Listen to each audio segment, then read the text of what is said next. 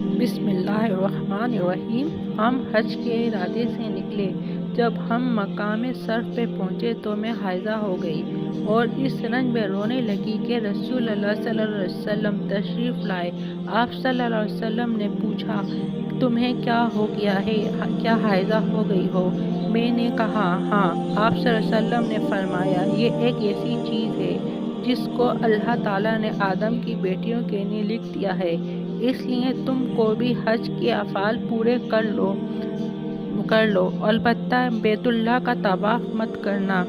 عائشہ رضی اللہ تعالیٰ عنہا فرمایا کہ رسول اللہ صلی اللہ علیہ وسلم نے اپنی بیویوں کی طرف سے گائے کی قربانی کی، صرف ایک مقام میں مکے سے 6-7 میل کے فاصلے پر ہے۔